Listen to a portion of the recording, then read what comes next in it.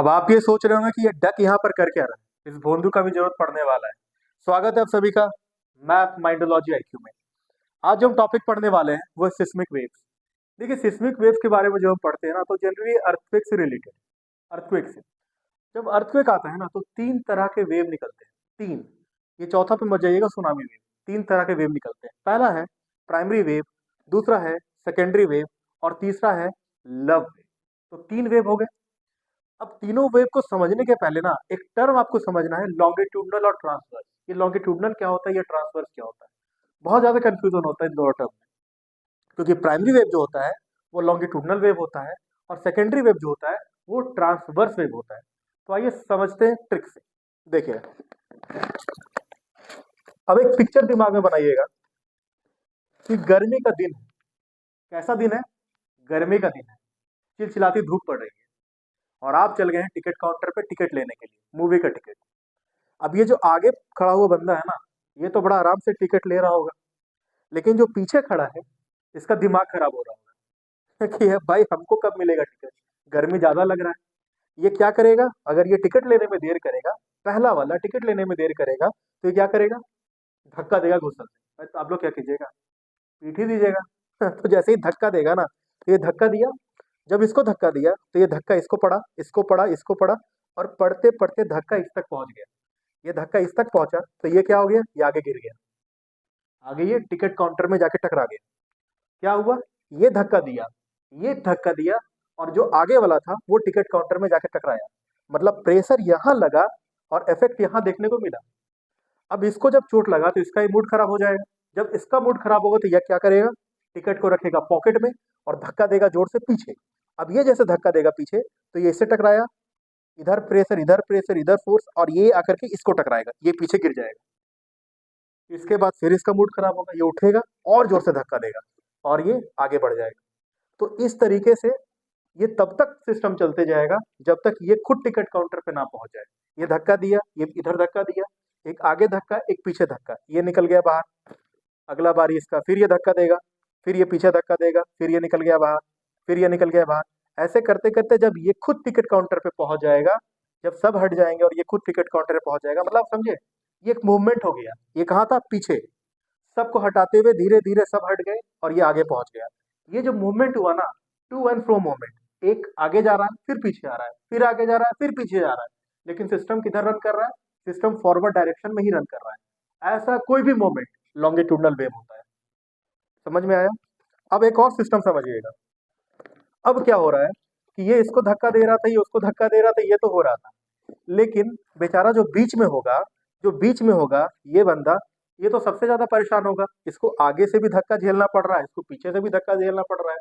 अब इसका दिमाग खराब है। ये बोला एक काम करते हैं, चलो साला यहाँ से। ये निकल गया यहाँ से बाहर। कैसे निकला? अब ये आगे नहीं जा सकता है, पीछे नहीं जा सकता है, ये निकल गया 90 डिग्री बाहर, 90 डिग्री बाहर। ठीक है, इसी को कहते हैं ट्रांसवर्स वेव। ये जो है ना ट्रांसवर्स वेव जो है वो लॉन्गिट्यूडनल वेव से ही बनता है। मतलब प्राइमरी वेव का ही पार्ट है ट्रांसवर्स वेव। तो प्राइमरी वेव के कारण ही, अगर प्राइमरी वेव से 90 डिग्री होकर के कोई वेव अगर बाहर निकल जाए ना, उस वेव को कहते हैं ट्रांसवर्स वेव। समझ में आ गया होगा आपको दोनों के बीच का डिफरेंस कि कौन सा प्राइमरी वेव है और कौन सा ये ट्रांसवर्स वेव है। एक और आप समझ लीजिए, जब हम लोग प्राइमरी वेव की बात करेंगे ना, लॉन्गिट्यूडनल वेव की, मतलब कि अगर एक चींटी है और अगर उसको लॉन्गिट्यूडनली मूव करना है तो वो सीधा यहाँ से शुरू करेगी और यहाँ चली जाएगी। That is longitudinal movement. अगर यहाँ निकली और सीधा चली गई, लॉन्गिट्यूडनल मूवमेंट। लेकिन अगर उसी चींटी को ट्रांसवर्स तरीके से अगर मूव करना है तो वो इधर से इधर चली जाएगी। बस यही अंतर हो गया। अगर वो सीधा चले गई तो वो हो गया आपका लॉन्गिट्यूडनल, लेकिन अगर वो सिर्फ इधर से इधर चली गई तो वो हो गया आपका ट्रांसवर्स। और समझ सकते हैं आप, अगर नदी को लंबे डायरेक्शन में नदी आपको दिख नहीं जाती थी, दैट इज लॉन्गिट्यूडनल। नदी को अगर आप पार कर लिए, सीधा पार कर लिए, वो हो गया ट्रांसवर्स। तो इस तरीके से आप समझ सकते हैं कि कौन सा वेव लॉन्गिट्यूडनल वेव है और कौन सा वेव ट्रांसवर्स वेव है। आसान है समझना। अब चलिए हम लोग बात करते हैं प्राइमरी वेव के बारे में। तो देखिए, प्राइमरी वेव वो वेव होता है जो कि लॉन्गिट्यूडनल वेव होता है। समझ में आ गया होगा, सीधा सीधा। और ये जो है ना, साउंड वेव की तरह मूव करता है। तो साउंड वेव एक तरह का लॉन्गिट्यूडनल वेव है। तो आपको समझना होगा कि प्राइमरी वेव लॉन्गिट्यूडनल वेव होता है, ये साउंड की तरह एक्शन शो करता है, साउंड की तरह मूवमेंट करता है। और अर्थ में 3 लेयर होते हैं दोस्तों, एक होता है क्रस्ट, दूसरा होता है मेंटल, तीसरा होता है कोर। कोर सबसे नीचे, तकरीबन 6400 किलोमीटर के डेप्थ पर कोर बनता है। तो ये जो है ना, इसका खासियत है, ये क्रस्ट, मेंटल और कोर तीनों डायरेक्शन में मूव कर सकता है, अंदर तक जा सकता है। इसका स्पीड सबसे ज्यादा होता है, कितना स्पीड होता है इसका? स्पीड होता है 6 किलोमीटर प्रति सेकंड का स्पीड होता है, मतलब बहुत रफ्तार से मूवमेंट करता है। अगला बात करेंगे एस वेव के बारे में। इसको सेकेंडरी वेव भी कहा जाता है, इसको ट्रांसवर्स वेव भी कहा जाता है। मैंने बताया था कि प्राइमरी वेव के कारण ही ट्रांसवर्स वेव का फॉर्मेशन होता है, वो लॉन्गिट्यूडनल से 90 डिग्री होकर के निकल जाए तो वो ट्रांसवर्स वेव हो गया। लाइट इसी तरीके से react, light like right, light के जैसा, लाइट नहीं, लाइट के जैसा मूवमेंट शो करता है। इसको शेयर वेव भी कहते हैं। और ये कोर में पास नहीं करेगा दोस्तों, ये क्रस्ट में पास करेगा, मेंटल में पास करेगा, पर कोर में जाकर के पास नहीं कर पाएगा। इसका स्पीड 3.5 किलोमीटर प्रति सेकंड होता है, मतलब कि प्राइमरी वेव से कम स्पीड होता है सेकेंडरी वेव का। अच्छा, इन दोनों वेव को ना बॉडी वेव कहा जाता है। प्राइमरी वेव हो या सेकेंडरी वेव हो, दोनों को साथ में मिला के बॉडी वेव कहा जाता है। क्यों कहा जाता है? क्योंकि ये दोनों जो है ना, अर्थ के बॉडी के अंदर में मूवमेंट करता है। ये अर्थ है और अर्थ के बॉडी के अंदर में ही मूवमेंट करता है, ये बाहर नहीं आता है, अर्थ के बॉडी के अंदर में ही मूवमेंट करता है, इसलिए बॉडी वेव होता है। लेकिन जो वेव अर्थ के सरफेस पर मूव करे उसको कहेंगे एल वेव। ठीक है, मतलब जब अर्थक्वेक आता है ना, तो अर्थक्वेक आता है पी वेव और एस वेव के कारण, लेकिन उसका इफेक्ट सरफेस पर देखा जाता है, तो वो सरफेस वेव सरफेस पर मूव करता है। अब हम बात करेंगे एल वेव के बारे में, जिसको लव वेव कहते हैं, इसको रैली वेव भी कहते हैं। इन दोनों के द्वारा इस वेव को बताया गया था। इसको टर्शरी वेव कहेंगे, सरफेस वेव कहेंगे, क्योंकि सिर्फ ये सरफेस पर ही मूव कर सकता है। इसका स्पीड सबसे कम है 1.5 किलोमीटर प्रति सेकंड, सबसे कम स्पीड है, याद कर लेना आपको। अच्छा, एल अब समझना कैसे डिस्ट्रक्शन। देखिए, जो एल वेव है ना, वो सबसे ज्यादा डिस्ट्रक्शन करता है, क्योंकि इसका नाम ही है एल वेव, मतलब लव वेव। और अगर लव है तो सबसे ज्यादा डिस्ट्रक्शन लव में ही होता है। साथ में याद कर सकते हैं अगर, कि अगर किसी को प्यार है तो सरफेस पर चलेगा ही नहीं, वो तो आसमान में रहेगा। तो एल वेव कहाँ रहता है? सरफेस पर।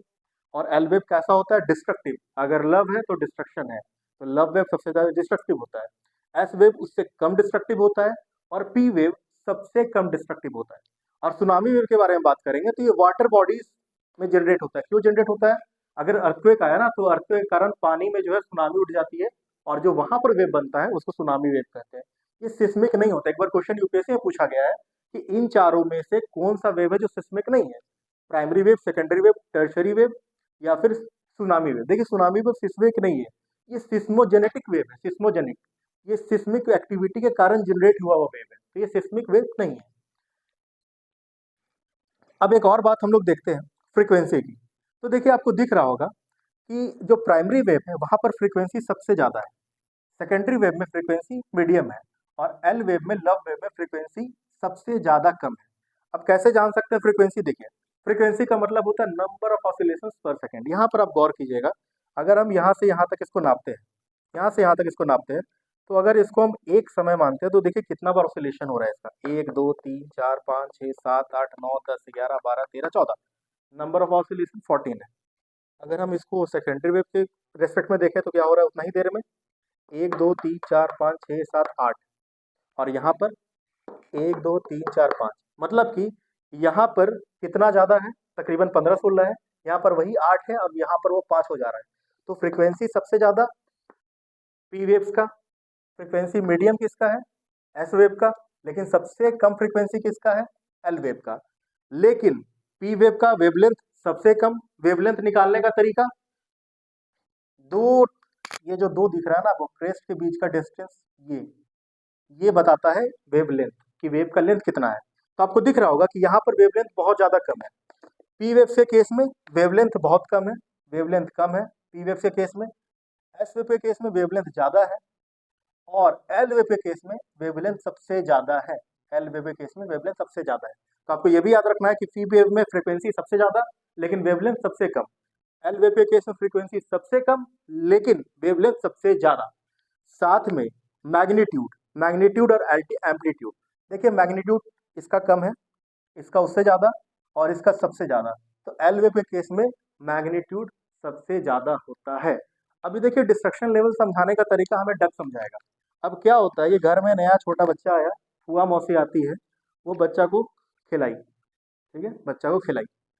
उस पर पी वेव डाली, पी वेव डाली तो बच्चा शांति से सो गया, पी वेव पड़ा, शांति से सो गया, कुछ नहीं हुआ, अच्छे से सो गया।